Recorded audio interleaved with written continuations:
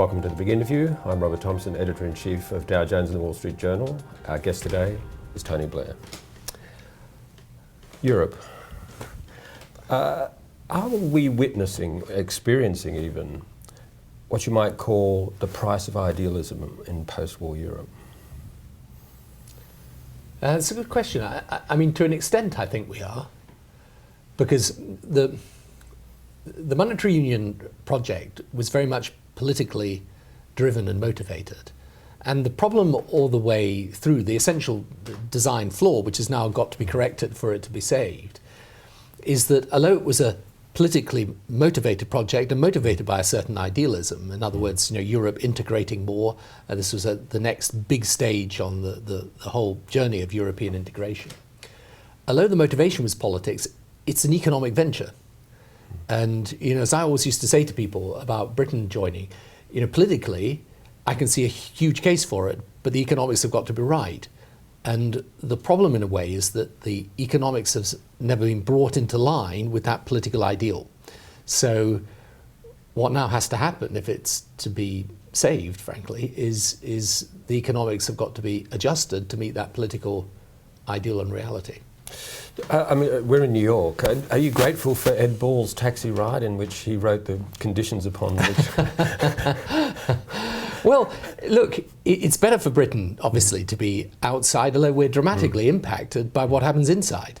And to be blunt about it, over time, you've got the same age-old British problem, which is, you're not happy with the way the club's been constructed, so you stay at one remove, but then the club affects you, therefore you want to dictate or be part of dictating the rules, and then people say, well, but you can't because you're not in the club. So you've always got that dilemma there. And the economic tests were really there was 5 economic tests, but it came down to the same thing, which is, are we in the right synchronization economically to make it worthwhile for us to do? Because I was always clear, you could never have won a referendum in the UK unless the economic case had been clear.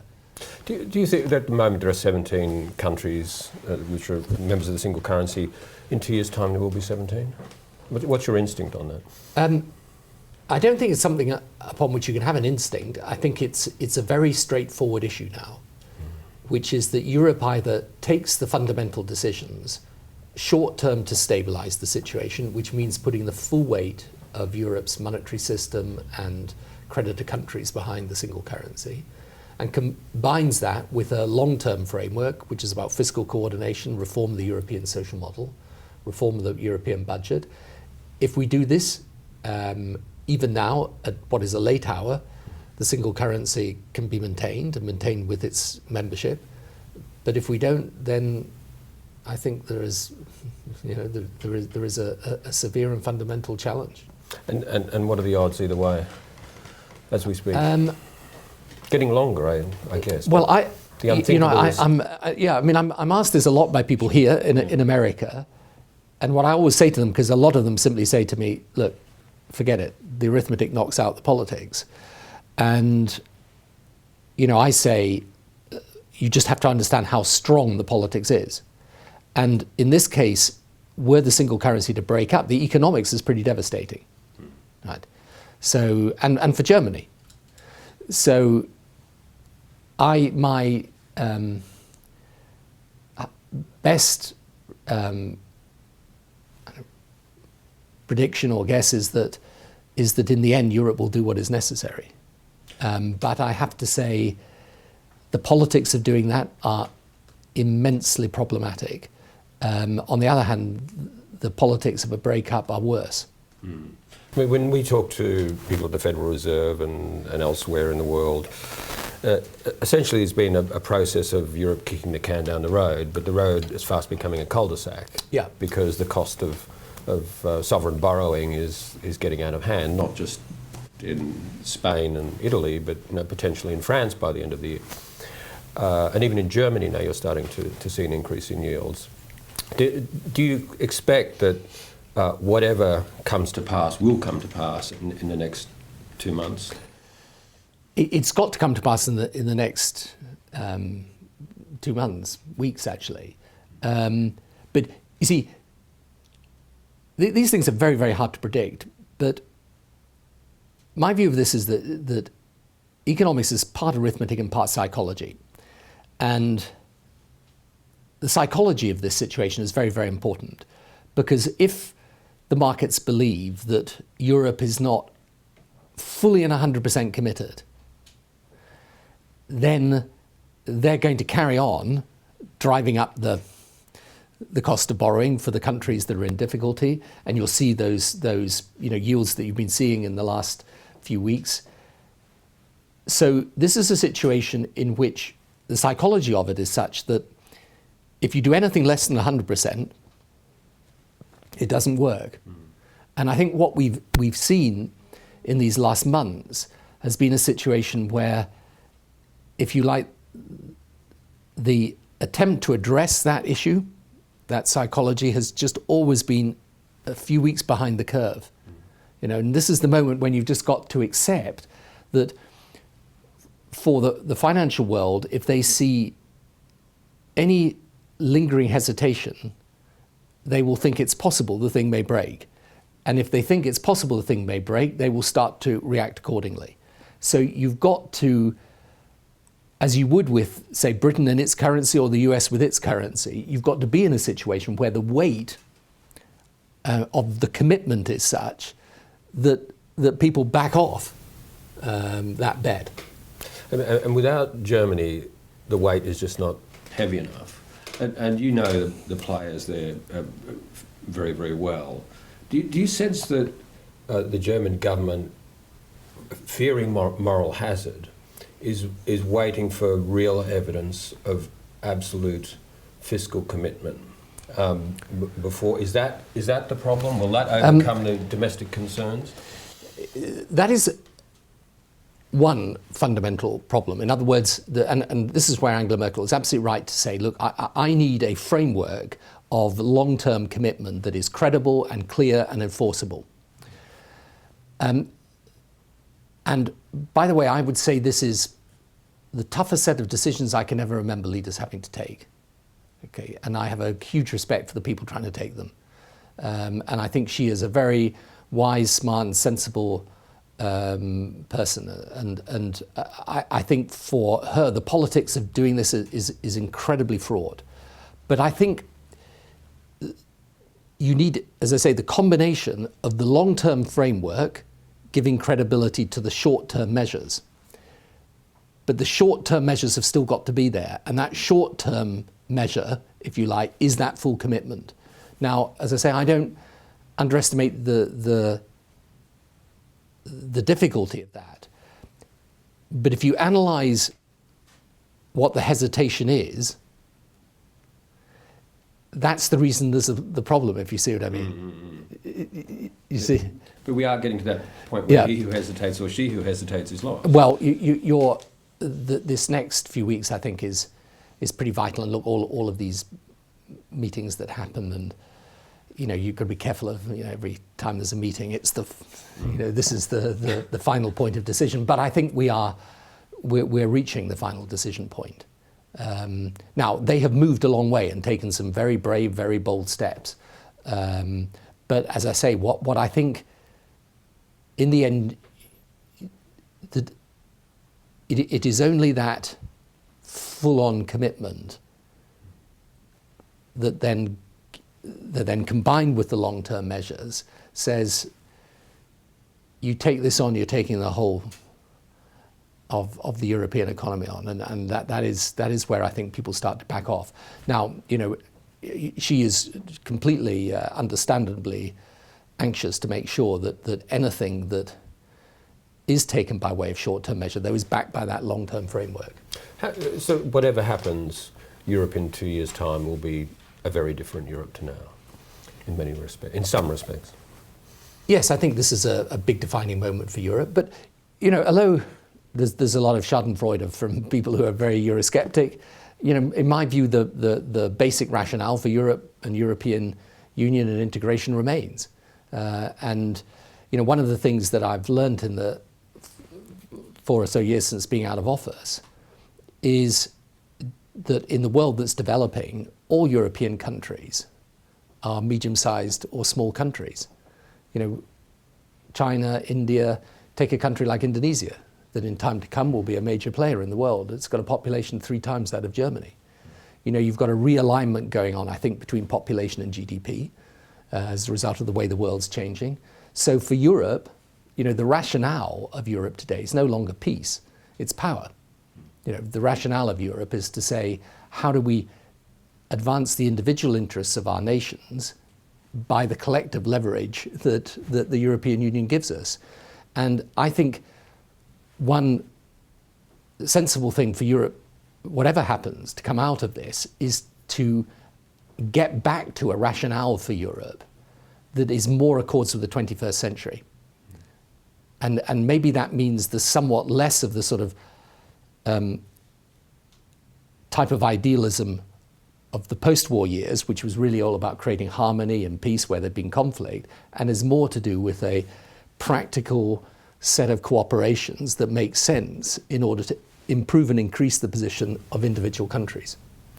But do you think there will be, speaking of harmony and peace, that there will be enough consensus in individual countries for what is agreed ultimately at the highest level to be enforceable in a policy sense? Because clearly there's already much discontent. The Occupy movements around the world, the protests in Britain yesterday, in Greece repeatedly. Can these agreements be enforced? Well, it's a really interesting question politically, this, I think. And I'm fascinated by how I see, you know, politics developing at the moment. Now, my theory of this, but I may be totally wrong, is that actually there is a latent will on the part of European people to sort their systems out. You know, one of the things people say, well, look, you've had these technocratic governments put in Italy and in Greece. And, you know, isn't that a problem for democracy? To which my response is, what is actually interesting is that both of those governments have taken power with considerable public support, right? And what that shows me is that actually a lot of people in Europe want the thing fixed, right? And I sometimes say to people today, you can divide politics into two strands. There's what I call the anger and the answer, right? The anger bit is about political leaders getting out in the street effectively with the people who are angry and saying, I'm angry too, and I understand your anger. So that's the anger bit of it. And then the answer bit of it is people who say, which would be more in my category, who would say, look, I understand the anger, but that's not an answer. We need the answer, and here's what we've got to do, because actually a lot of this crisis has exposed problems we have, accelerated the need to deal with these problems. They haven't actually created the need to deal with them. You know, that was there anyway. And my view is that a majority of the public, and you know, they're not the ones that make the most noise, but the majority of the public are actually in the answer bit of this, you know. But we're seeing increasing amounts of anger. Yeah, but you've got to, it's very important, I think. You know, one of the things I think, particularly with the new social media and the way that protests develop and, you know, take on a life of their own, they become very impactful, very visible. You know, they make great news, but, you know, I find it quite hard when you look at some of these protests and to think this is mainstream America or mainstream. You know, the British thing is different in the sense that you were public sector workers worried about their pensions and so on. But we never got to confuse, at least in a democracy, in the end, there's a vote, by the way, right? We don't decide what the government is by street protest.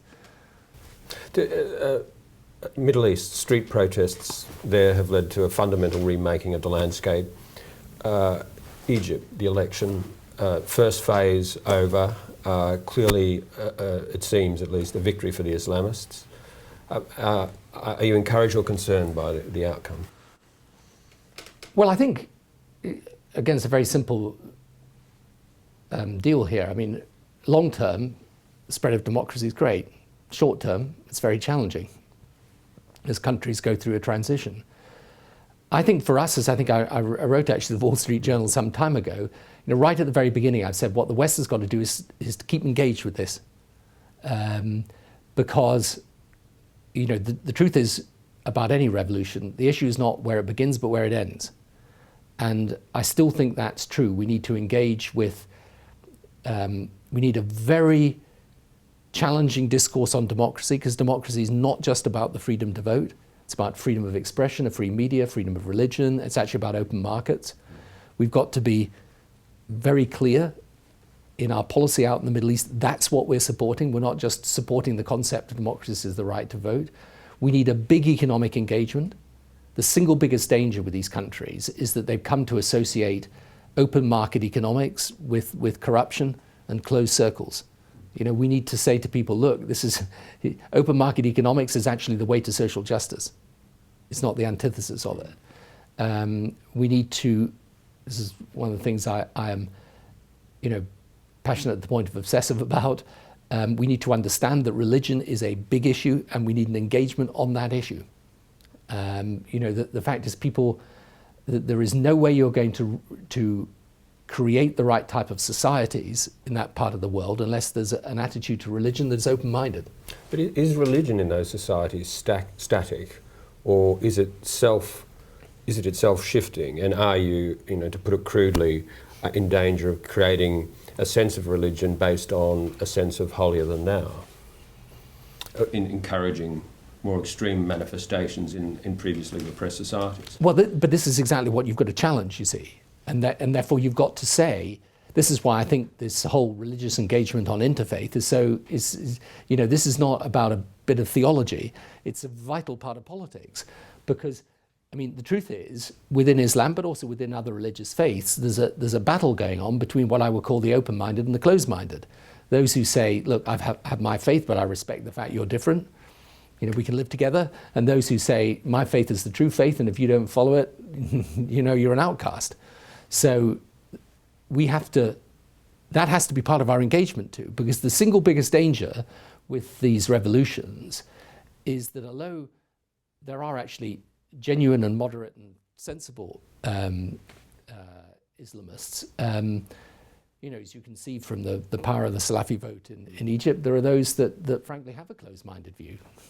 And I think that's an important... So what I'm really saying is the West has got to engage in a very deep way with this process. And of course with the Israel-Palestine issue, which continues to be difficult but vital.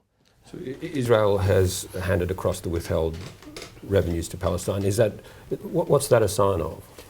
I hope it's a sign that we can de-escalate the diplomatic round, get back to some serious political progress. You know, I totally understand why the Palestinians feel passionately that they should take their case to the United Nations. They've got every right to do that. My point all the way through is it's never a substitute for a political negotiation. Now, somehow or some other way or other, we've got to get back into that negotiation. I hope the paying over the Palestinian money, which is absolutely the right thing to do, and the Israeli government, it's right that it has done that, that can create a better atmosphere, and I'll be going out there again the next few days. But is it impossible to expect a deep dialogue while the Middle East deck is still being reshuffled? Yeah, well, it's a really good question. And the truth is, you can go one of two ways. You can say, look, the whole place is in meltdown, so let's hunker down. Or you can say, now's the moment to move. Now, obviously, I'm in the now is the moment to move camp. But And other countries, Libya, Tunisia, encouraging signs again, or a similar answer to Egypt? Well, I think we can say there are some encouraging signs, both in Tunisia and in Libya. And I think, you know, again, the reason I think what's very important, I think there is that because we've been very much engaged, you know, Europe, America, UK, you know, I think we've got every chance of finding an open door to see how we can help. And, you know, one of the other things that's really interesting to me when I go in different countries in the world is I think one big difference between countries that succeed, you know, who've gone through a very difficult period and then have to get on their feet. In my experience, the countries that get on their feet often have leaderships that are very open to outside help.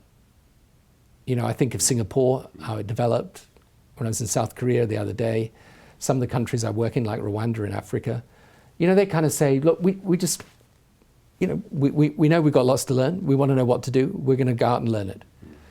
The countries that kind of say, no, this is our national pride at stake, we're not, we don't need any lessons from outsiders and so on, they tend to stand themselves in less good stead. So I think one of the things that is, I hope, a hopeful sign in places like Tunisia and Libya is that they are open to people coming in and helping. And, of course, you're talking about these countries remaking themselves after years of being broken. The Gaddafi question. When does courting a dictator become courting trouble? Pretty much any time, in one sense. And it's really, really difficult, this, because if you take someone like Gaddafi, it used to be an enormous problem in the international community, became less of a problem in the international community, for sure. Both in giving up his nuclear and chemical program and in actually helping in the fight against terrorism. On the other hand, it didn't stop being an internal problem. And, the difficulty is that, and this was in a sense, the huge failing, is that they didn't match their external change with an internal change. But, I divide the countries into two, really, in these circumstances. Those whom you can partner in evolutionary change, which is preferable in many ways to revolutionary change because of the instability that comes with revolution. And then those countries that, frankly, are never going to change. Syria, which one is that? Well, you see, Syria, I think, is the classic example of a country where Assad really could have reached out and had a process of evolutionary change. But he would have had to have accepted that the end point of that evolution was that he and his family were no longer in charge. As a result of that, you're in a situation now where the people don't seem to have much option but revolution. And do you expect that revolution to be completed, or is there still a chance for some kind of internal reconciliation, or is it past the point of no return? It looks like it's past the point of no return, although I still think, strangely, I think with Assad, because there have been certain changes in Syria that have been made in the past few years that have been opening the thing up. The private sector's played more of a role, and so on and so forth. I think if he were genuinely to advocate a change and accept, as I say, that change would mean he steps down as part of that change and as part of introducing a new constitution in the country, I think people will give it a chance, probably, but he's promised this on many occasions, it's just never materialized. So, the images yesterday of a protest the day before in Iran, the purloined picture of Her Majesty, the ransacked embassy, what should be done about Iran? What needs to be done about Iran? The first thing about Iran is, and this is where what happened at the British embassy is appalling, but in one sense a useful illustration of our problem with Iran, is that, this was a totally thuggish, unacceptable act, but authorized by the government. So what does that tell you about the nature of this government? And the truth is there are two problems with Iran that I see in the Middle East. The first is obviously the attempt to acquire nuclear weapons capability. Is there any doubt about that? I don't think so. But in a way, the acquisition of nuclear weapons capability, I think for most people in the region of the Middle East, is in a way, obviously that is a problem, but the most fundamental problem is the fact that the Iranian regime, or elements of it, are exporting instability and terrorism wherever they can, and they're not just exporting it as an ideology, they're financing it and arming it. And so the problem with them getting a nuclear weapon is very clear, and I think President Obama has said this on several occasions, that the issue, the danger that's posed, is that you've got a regime that, as you've just seen, won't play by any international norms, is prepared to finance and arm terrorist groups, and wants to acquire nuclear technology. Now, I just look at this and cannot think there are circumstances in which you consider that a sensible or acceptable idea. But is America engaged enough? Has the Obama administration been more introspective than you imagined it would be? No, I think on this issue of Iran, I think they're very focused. But I think the president always had the concept, rightly, of looking at this region as a whole, of trying to support democracy, support a viable Middle East peace process and confront the Iranians, therefore, in a way that was not just firm but smart. But it's a difficult region to operate in. Iraq, we're reaching another turning point. When you look back to the war, is the moment of greatest regret, if there are any regrets, that moment after the fall of Baghdad, when, in a sense, Donald Rumsfeld had proved his point about conducting a contemporary war, but there didn't seem to be a commitment or a plan at the US end for what to do after having won it. And there wasn't necessarily the passion needed to continue the pacifying of a country. And out of that vacuum, obviously, you had the insurgency movement rise. Was that a key moment? Well, it was a key moment, but I think, you see, when I look at this situation and I see what's happening in the Middle East today, I think the truth is, if you took out of Iraq Al-Qaeda and the Iranian influence, you'd have had a situation that was manageable. I mean, this is my point all the way through. And whatever issues there were around, say, de-Baathification, disbandment of the army and so on, all of those were correctable within a purely Iraqi situation. It's when you got the outside interference and, frankly, the use of terrorism as a weapon of destabilization that it became very difficult. And I think look, this is a bigger question, but I think the one anxiety I have is where people look for a sort of simple bureaucratic explanation of what went wrong, when actually what went wrong was the forces that we're facing all over that region decided that the one thing they were not going to have was a stable democracy emerging in Iraq. Now, it's interesting if you then fast forward to the Arab Spring. What is somewhat bizarre in my view is when people say, we were absolutely right to get rid of Gaddafi, and by the way, we should get rid of Assad, but Saddam, we should have left him. So I think the truth is, wherever you make change in this region, you've got to be aware of the fact that you've got these very strong forces based on a religious extremism that are prepared to go to any length to disrupt. I mean, you see, actually, if you look at Pakistan today, I think you see the same issues. A final question, China. We're in the midst of leadership transition in China. There won't be an election, but there will be a change. Is China starting to develop a sense of self that includes a truly international perspective, or is the concern about China that it remains so resolutely domestic that it won't truly understand its place in the world? Oh, I think China is, getting its place in the world sorted out. I think it's reflecting. I think the leadership reflect on this very deeply. But the reason why they've got such an internal preoccupation is that they need to have. I mean, they've still got hundreds of millions of people they've got to lift out of poverty. They've got a situation in which many parts of the east coast of China, they've moved to second world, to parts of first world status, and yet you've got this very poor part in the interior Western China, as you know, which is still, where people, large numbers of them live in poverty. So, look, my view is I know all the criticisms and the issues in respect of China, but I'm a total advocate of a strong partnership with China, between America and China particularly. I think this is a really, really important relationship for the future. It'll be hard to fashion that partnership in an election year in America. Will it have to wait for the next administration or the second Obama administration? Yeah, it's always tough, but I think there are sufficient common equities in all of this between America and China. You just think of any of the issues we've got, from Iran through to the global economy, and there's not much that's going to work unless that relationship between America and China works. So whatever's going on in the sort of noise of politics, I hope a lot of attention's being put to getting that relationship right. Tony Blair, thank you very much. Thank you.